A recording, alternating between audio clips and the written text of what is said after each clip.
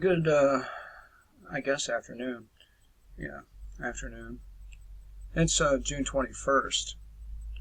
So recently I saw a brief video of a young man making an argument against reparations, testifying, I guess, to the Senate or some fucking committee, discussing whether it's a feasible thing or a good idea. And this young man, he really did rip him a new one. Kudos to him.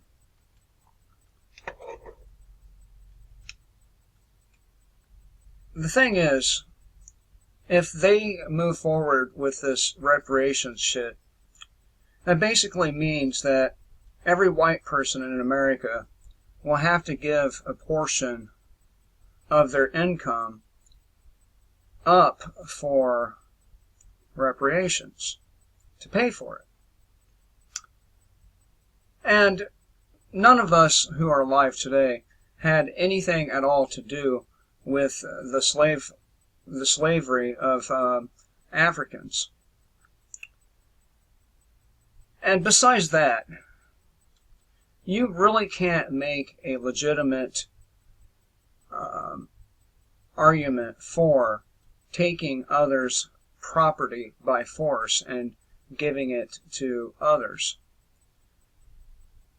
You can dance around it, you can avoid the questions, but at the end of the day, there is no actual justification for it. There's no actual justification for the use of force when it's unnecessary in the first place. But we in this world, not just America, and many countries out there, they're not even able to purchase guns legally. So a lot of these people, they don't have a fighting chance, right? And a lot of people say just because we have guns doesn't mean we have a fighting chance. And maybe that's true. Maybe the technology is just too great for us, right? But I don't think so. Every technology has its weaknesses. Robots have sensors. Night vision can be blinded. I can go on and on and on about how technology has its weaknesses. Not only that, but technology makes the person lazy and weak. So, just because a government, no matter which one it is, has all this stuff, doesn't mean the people can't overcome that. And we can. We can overcome it. We have numbers. Yes, people would be mowed down, undoubtedly, but we could overcome it. So, we're nearing a point where people are going to have to make a decision. They're going to have to decide whether or not they want to be killed for one reason or be killed for another reason.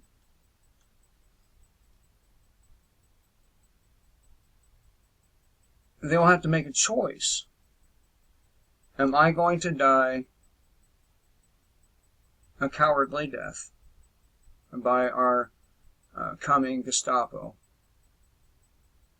Or am I going to die standing and doing what I have to survive?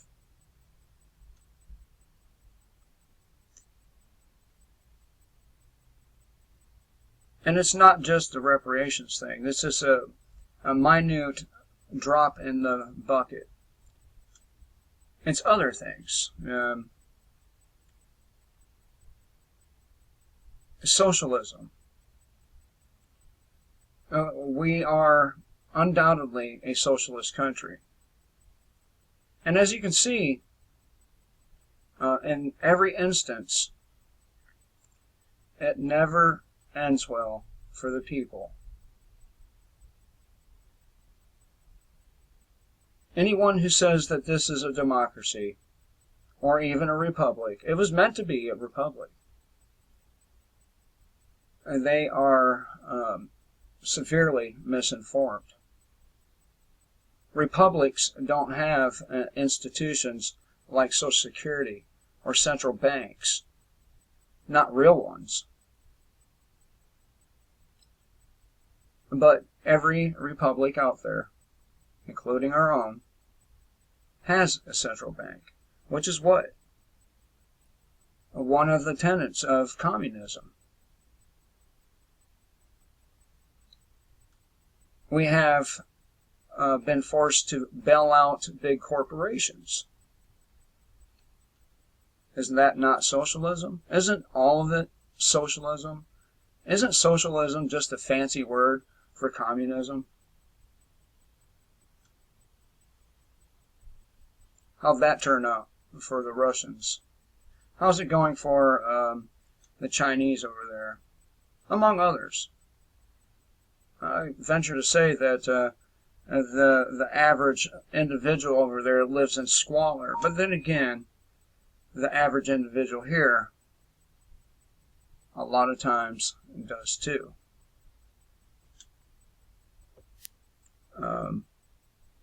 I mean, people that live out in California, in particular, Los Angeles, that area, San Francisco, they're living in squalor. All them fucking rats, cockroaches,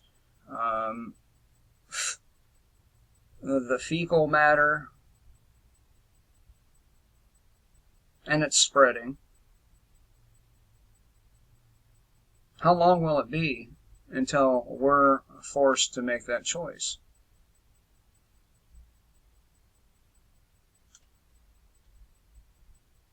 We will be forced to make that choice. How do you want to die? Or live? Really, it depends on you. It depends on your skill set. If you've been at a fast food restaurant flipping burgers and you don't know anything else, man, you're fucked. You better find somebody who has the necessary skill sets to make it through some nasty shit.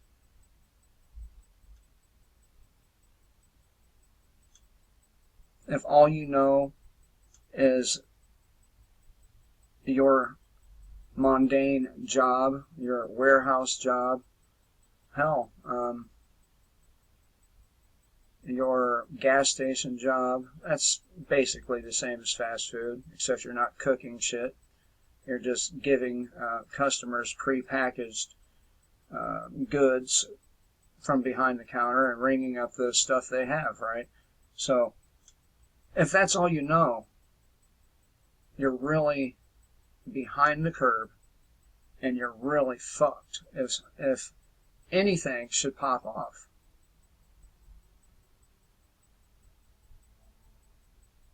And it will. Probability does not fail. Probability does not fail, and neither does logic. But they are trying to get it so white people are forced to pay reparations to black people. I don't know if they have to prove that their ancestors were slaves or not. I don't know. Okay? But what I do know is this. Our country is still a majority white. And we should not have to do anything a small percentage of the country wants us to do. We should not be forced to do these things. And besides that, a a lot of money has been paid out in the form of EBT benefits and rental assistance and power assistance and this assistance and that assistance. Isn't that a form of reparations? I mean, I know a lot of white people that go without a lot of stuff simply because they're white and poor.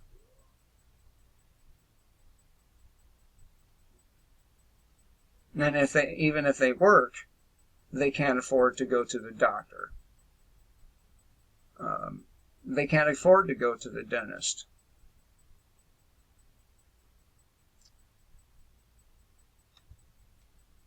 And they don't get that assistance.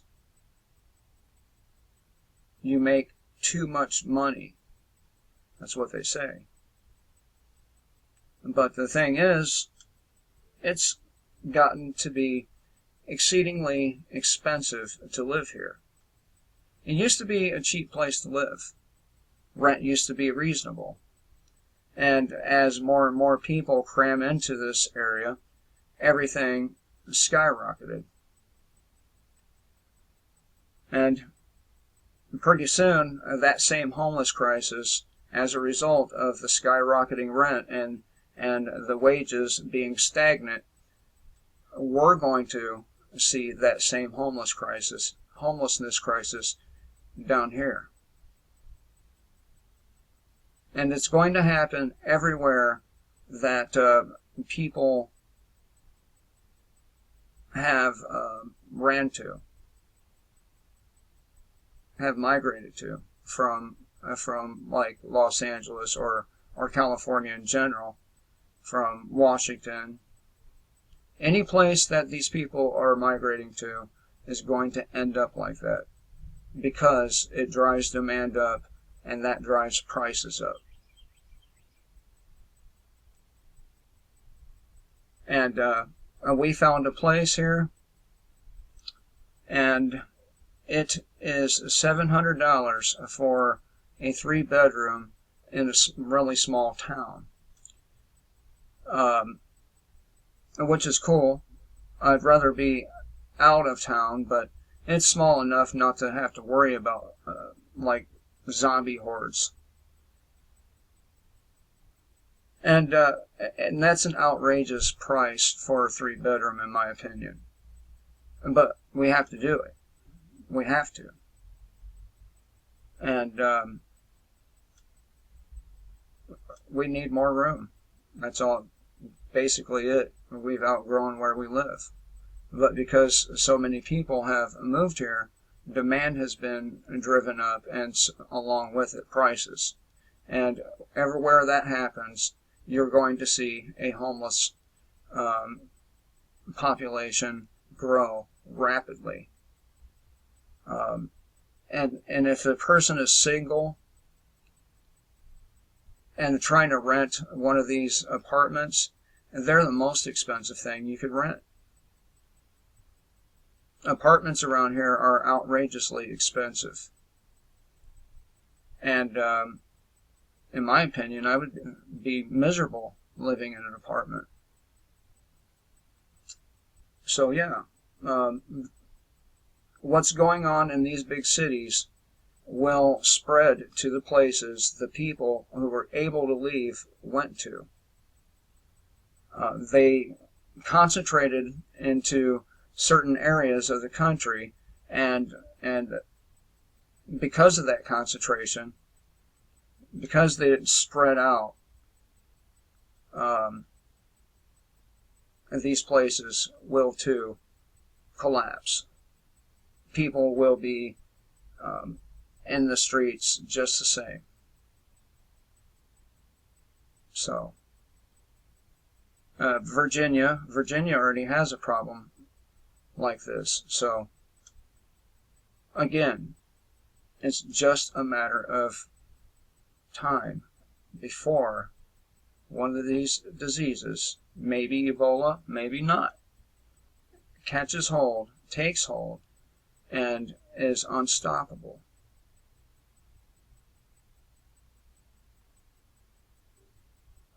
When people are short of food, short of nutrients, they get sick.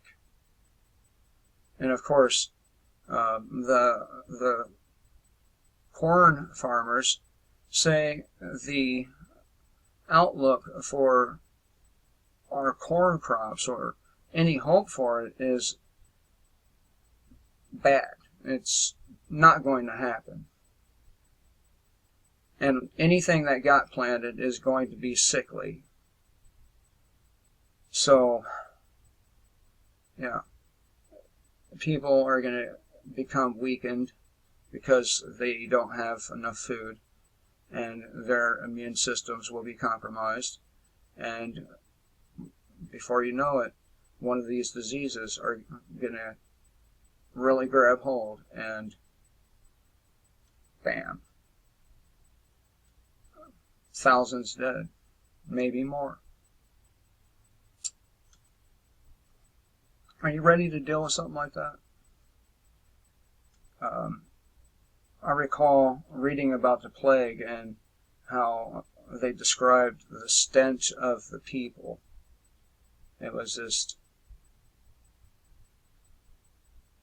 gag me with a spoon, stench.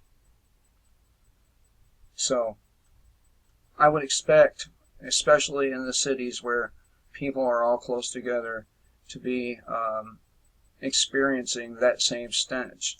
And even if you live outside the city, when the wind blows really good, you're going to smell all the death and suffering coming from the cities.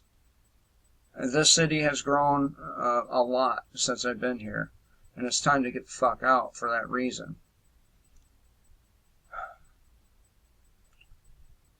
And when this happens, I hope all of you have done the right thing by yourself and your children in having the necessary items to survive. Not only the necessary items, but the necessary skill sets. Can you work on cars? Can you figure out how to produce electricity? Can you figure out how to filter water without having a water filter if need be? All of these things will matter.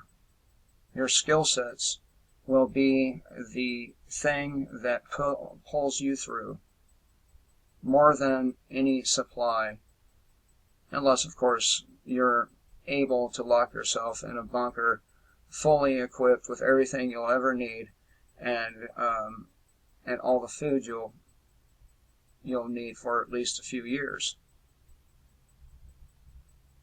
Then you can just sit it out, but that would be boring. And nothing is worse than boredom. I hate boredom. It drives me crazy. And boredom is, in a lot of ways, one of the things that drives me to talk to you. I mean, I don't have anyone to talk to about shit like this. My best friend, he's pretty up on stuff, but he still clings to a lot of sheeple ideas, like public schools, for example.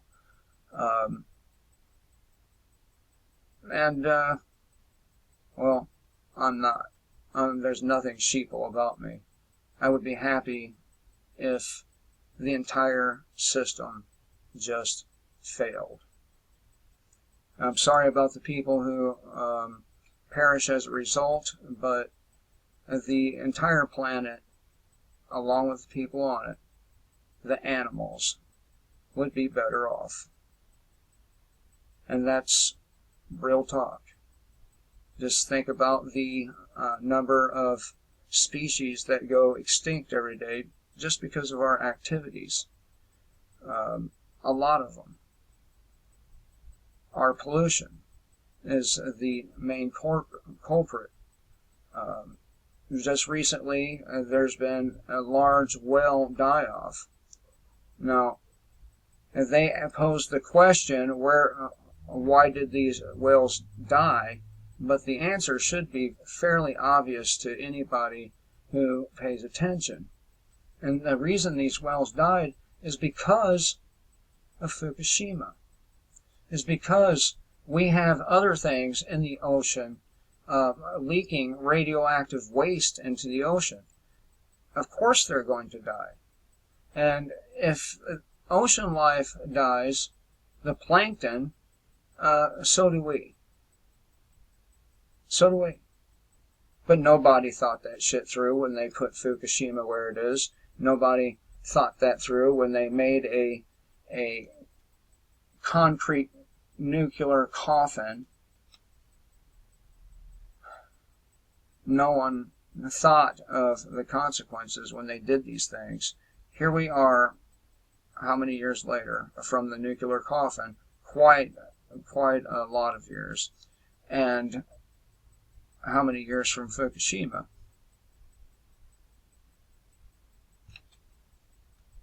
We have species after species dying off as a result of these people's incompetence or evil deeds. If they knew what they were doing, you couldn't call it anything else but evil. And that brings us to a question. We all understand that some evil is necessary. Without evil, there can't be good. Without good, there can't be evil. They are measurements of each other. But how much is tolerated? To what extent do we tolerate evil? Because we've tolerated it throughout our entire history, and look where it has got us. And I mean, we've tolerated evil that goes beyond, what should be gone beyond. Keep in mind that the United States is the only country in modern history to nuke another country. And here we are, getting ready to go to war with another country, all because they want nuclear weapons too. And once these things are made, there's really no getting rid of them. What do you do with the enriched uranium after you dismantle one of these things? There's nothing to do with it. There's no safe place for it. So why are we still making these weapons? Oh, that's right. Profit. In the world today, profit is king, and nothing else matters. Not the children who come up missing, not anything.